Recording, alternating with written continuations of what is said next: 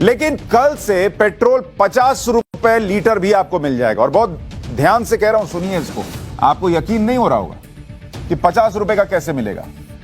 50 रुपए लीटर यह पेट्रोल की कीमत जो है वो कल से हो सकती है 50 रुपए लीटर। लेकिन इस कीमत को पाने के लिए, 50 रुपए लीटर की कीमत को पाने के लिए आपको नहीं, पूरे देश को एक कीमत चुकानी पड़ेगी। और मैं चाहता हूं कि हम उस कीमत पर आज चर्चा करें, क्योंकि बोलना बड़ा आसान होता है, 50 रुपए 60 रुपए पेट्रोल मिलना चाहिए।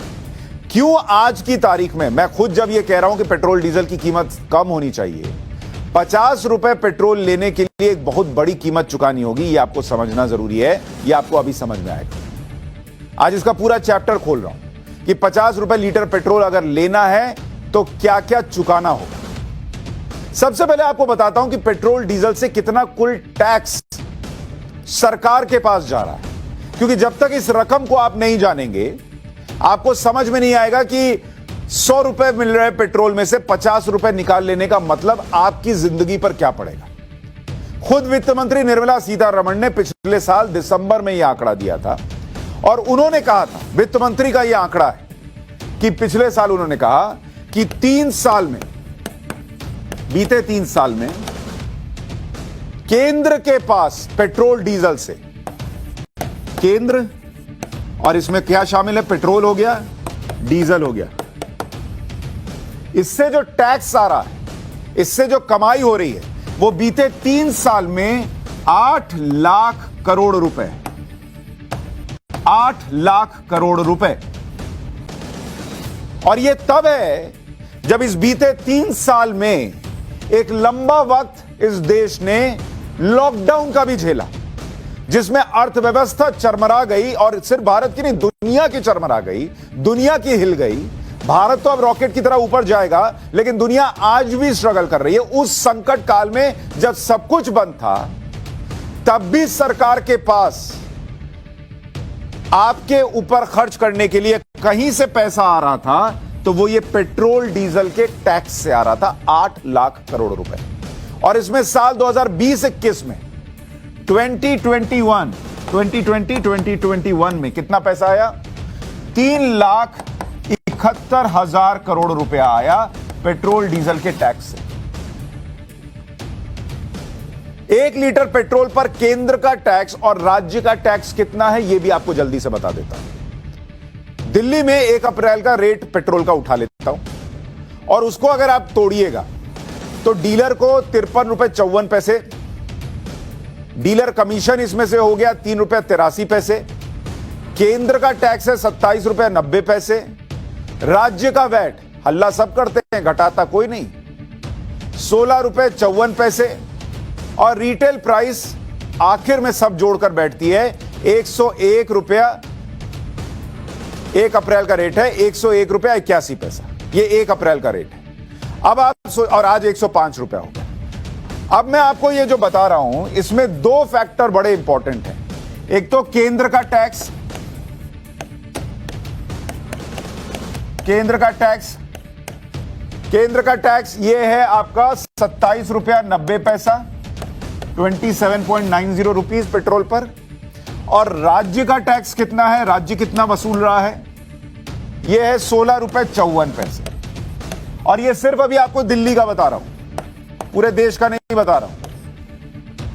राज्य अपना वैट नहीं घटाते, ये 16 रुपए 54 पैसे, इसको घटाने में नरक हो जाता है लोगों का। लेकिन हंगामा यह होता है कि ये पूरा घटा दो, खत्म कर दो। बताऊंगा अभी उसकी कीमत क्या चुकानी पड़ती है। लेकिन मैं ये कह रहा हूं कि ये 2 फैक्टर ऐसे हैं कि इनको आप हटा दो।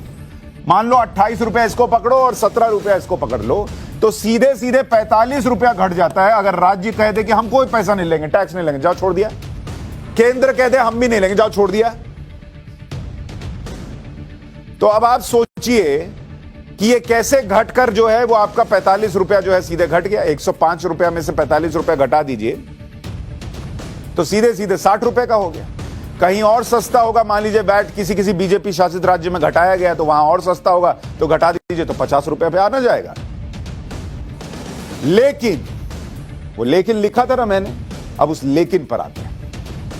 अगर पेट्रोल, डीजल, गैस समेत सभी पेट्रोलियम प्रोडक्ट्स पर टैक्स से केंद्र और राज्य दोनों की कमाई का आंकड़ा भी एक बार देख लें, तब उस लेकिन पर आने में थोड़ी आसानी हो। अब इसमें अगर आप जोड़ दें कि petrol plus diesel plus gas, इससे कमाई कितनी हो रही है? केंद्र की कमाई है, कमाई बता रहा हूं आप, ये केंद्र की कमाई बढ़ती है 4,55,000 करोड़ रुपए। इतना आता है इन तीनों से, गैस से, डीजल से, पेट्रोल से। और राज्य की कमाई है, राज्य वाले मुफ्त में नहीं है, वो भी पैसा लेते हैं, 2,17,000 करोड़ रुपए। इसमें दोनों में लाख जोड़ लीजिए, 2.73 लाख, यहां भी लाख करोड़। अगर पेट्रोल 50 रुपए लीटर या आज के रेट से 50 रुपए प्रति लीटर कम कर दिया जाए तो टैक्स से कमाई भी घटानी पड़ेगी, पूरी तरह से भूलना पड़ेगा। लेकिन क्या यह मुमकिन है?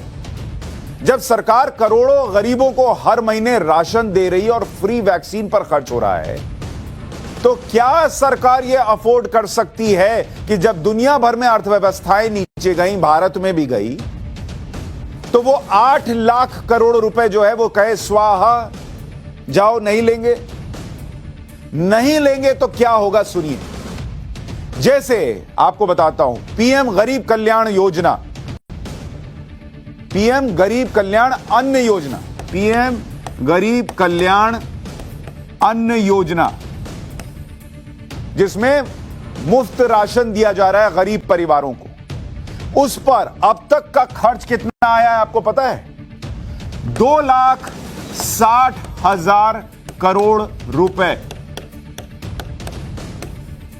अब आप बताइए, 8 लाख करोड़ रुपए आपने कहा टैक्स पे छोड़ दो, हमको 50 रुपया पेट्रोल दे दो। ये 2,60,000 करोड़ रुपए जो खर्च हुए गरीबों के घर में राशन पहुंचाने में, कि उसको चिंता न करनी पड़े कि मेरा बच्चा कुछ खा के सोएगा या नहीं, वो पैसा कहां से आएगा? और ये 6 महीने योजना और बढ़ाई गई है,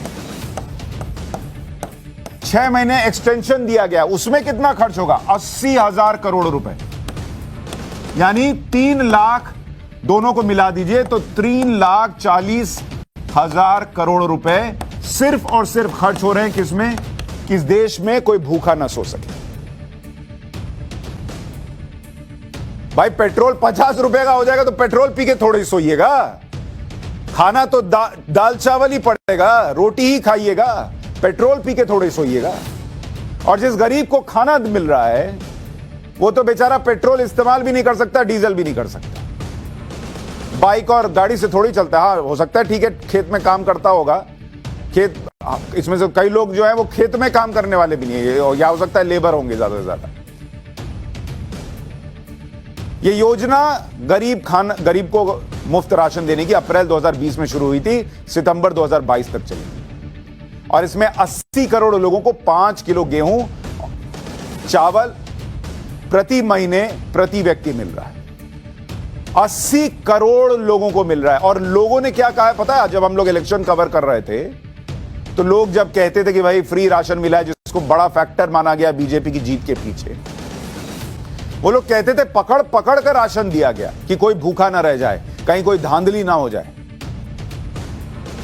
अब आप सोचेंगे कि राशन में मान लीजिए 3.5 लाख करोड़ खर्च हो गए, अब मुझे 50 रुपया पेट्रोल मिलने लग जाए तो मेरा कितना बचेगा? मतलब मेरा इससे क्या काम चल जाएगा कि अगर ये राशन ना भी मिले तो वो पैसा बचाकर मैं उधर राशन में लगा लूं?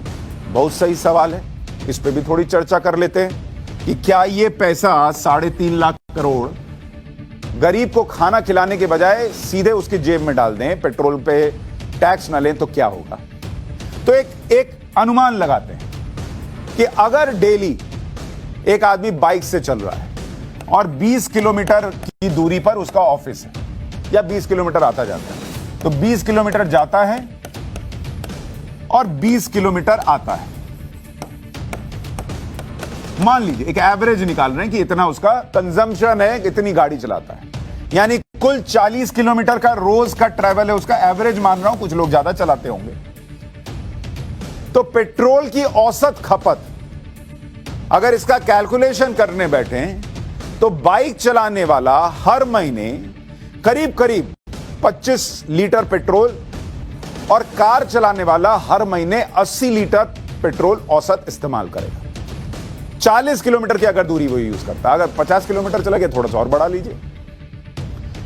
लेकिन देश के ज्यादातर गांव में, छोटे शहरों में 40 किलोमीटर की दूरी काफी है। दिल्ली में आज के रेट के हिसाब से इसका खर्च कितना बैठेगा?